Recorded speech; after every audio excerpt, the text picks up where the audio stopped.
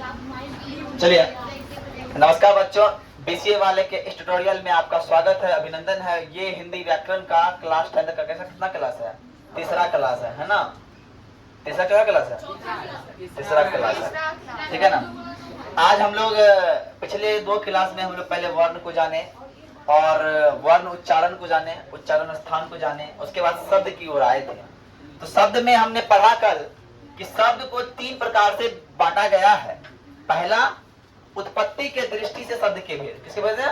उत्पत्ति से दृष्टि से शब्द के भेद। और दूसरा, रूपांतर या फिर रचना या उत्पत्ति के दृष्टि से शब्द के भेद। और अंत में था प्रयोग के आधार पर शब्द के भेद। तो सर, पहला हम लोग बताए थे कल कि तत्सम तद्भव देशज विदेशज, तत्सम तद्भव देशज विदेशज। और आज बोल रहे हैं रचना के दृष्टि से रूढ़ शब्द, यौगिक शब्द और योग रूढ़ शब्द। ध्यान से समझिएगा। रूढ़िवादी जो समाज का लोग होता है, रूढ़िवादी, उसका कोई अर्थ नहीं, जब वो टूटता है, जब उससे अलग अलग कर देते हैं तो उसका कोई अर्थ नहीं निकलता, वो निरर्थक व्यक्ति हो जाता है। शब्द भी वही है कि रूढ़ शब्द जब आता है, जब रूढ़ शब्द की हम लोग बात करते हैं, जब रूढ़ शब्द की बात करते हैं, जब उसको हम खंड करेंगे, टुकड़ा करेंगे तो उसका कोई अर्थ ही नहीं निकलेगा, वो बेअर्थ हो जाएगा। बस समझ रहे हैं ना? जैसे मेरे पास क्या है, कान। कान को अगर हम कानो अलग अलग कर दें, का कोई अर्थ भी नहीं निकल रहा है, नो कोई अर्थ नहीं निकल रहा है ना? मतलब ऐसा शब्द जिसको तोड़ तो दें, जिसको तोड़ने के बाद कोई अर्थ ना ही निकले, बेकार शब्द हो जाए, है ना? तो वो क्या कहलाएगा? वो रूढ़ शब्द कहलाएगा। क्या कहलाएगा? लेकिन वो वास्तव में शब्द है। कान क्या शब्द है, लेकिन जब कान को तोड़ेंगे तो उससे कोई अर्थ नहीं निकलेगा। घर को जब तोड़ेंगे घ और रो, कोई शब्द नहीं निकल रहा है, वो एक वर्ण बन करके रहता है, उस शब्द का कोई अर्थ नहीं होता है। तो बात समझ में आई होगी। रूढ़ क्या होता है? रूढ़ शब्द वे शब्द जो किसी विशेष अर्थ के लिए प्रयुक्त होते हैं और जिनके खंड से कोई सार्थक अर्थ नहीं निकलता हो, तो वो क्या कहलाएगा सर? वो कहलाएगा रूढ़ शब्द कहलाएगा। क्या कहलाएगा? रूढ़ शब्द। यौगिक शब्द क्या है? यौगिक शब्द 2 शब्द से मिलके बनता है या 2 से अधिक शब्द से मिलके बना। ध्यान समझिएगा, हमने यौगिक की बात की। यौगिक मतलब क्या है? यौगिक समझिए, किसी से जुड़ के बनता है। यौगिक हम जब पढ़े थे, एलिमेंट भी पढ़े, यौगिक मतलब क्या? जब 2 से अधिक मिलके बना।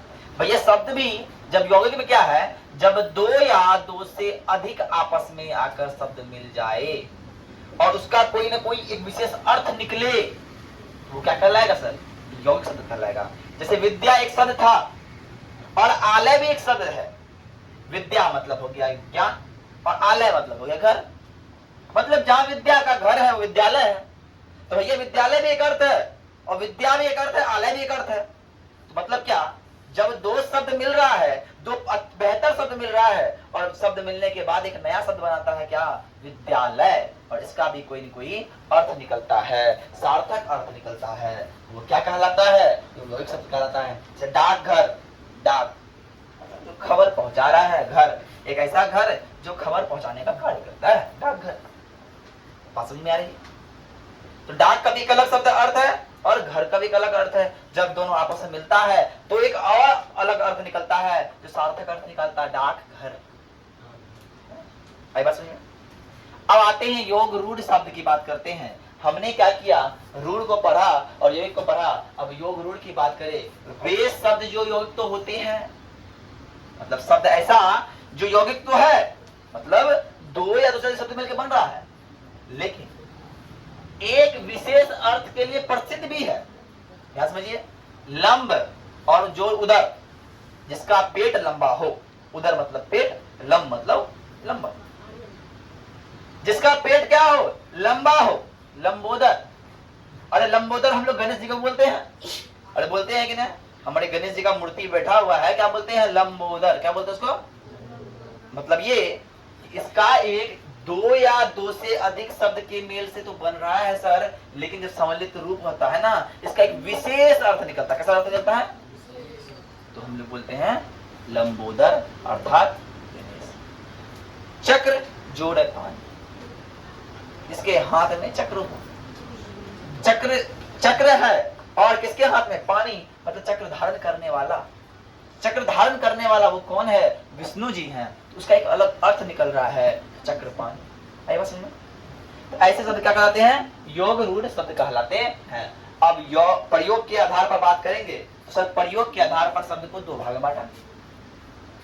प्रयोग के आधार पर शब्द को दो भाग में बांटा और बोला बाबू एक है विकारी, एक है अविकारी।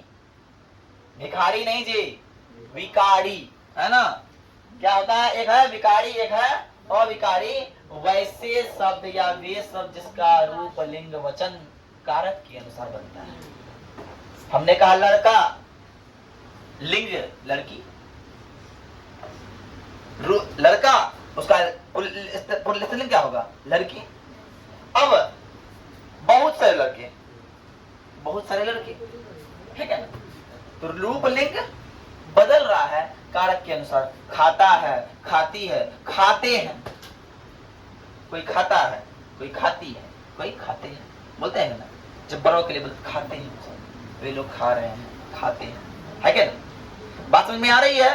तो यहाँ क्या हो रहा है? ये विकारी शब्द है, विकारी शब्द समझ में आ गया। और विकारी शब्द, विकारी के चार भेद होते हैं भाइयों, संज्ञा, सर्वनाम, विशेषण और क्रिया। संज्ञा, सर्वनाम, विशेषण और क्रिया हम नेक्स्ट क्लास में पढ़ेंगे। संज्ञा, सर्वनाम, विशेषण, क्रिया। और इसके बाद जो शब्द आता है ये है अविकारी शब्द। क्या होता है? अविकारी शब्द। तो ध्यान से देखिए अविकारी शब्द होता क्या है। अब आते हैं सर अविकारी शब्द की बात करते हैं। तो विकारी शब्द रूप लिंग जो वचन है वो किसके अनुसार बदलता है? भैया कारक के अनुसार। लेकिन इसमें ऐसा कुछ भी बदलता नहीं है। तो ऐसे शब्द क्या कहलाते हैं? अविकारी शब्द कहलाते हैं। आज यहाँ अविकारी शब्द है, वो कौन शब्द है? ये अविकारी शब्द हैं। इसके अंतर्गत क्रिया विशेषण आता है, समुच्चय बोधक, विस्मयादि बोधक, है ना, संबंध बोधक, ये चार इसके अंतर्गत भी आते हैं। इनके बारे में आगे पढ़ेंगे, ठीक है ना? तो आज मेरा यही तक शब्द आज खत्म हो गया। अब आप लोग को एक बार आते हैं, टारगेट बुक लेना है। टारगेट में करना क्या है? वर्ण और ध्वनि वाला जो है ऑब्जेक्टिव है ना, वर्ण और ध्वनि का पूर्ण ऑब्जेक्टिव कंप्लीट रखना है और शब्द का पूरा ऑब्जेक्टिव आप लोग याद करके आना है। और ये हम जब हिंदी का सेशन क्लास होगा जब भी, तो हम उस दिन पूछेंगे और आप लोग नहीं बताइएगा तो उसका पूछेंगे, ठीक है ना? तो आज के लिए इतना ही। जय हिंद, जय भारत, धन्यवाद।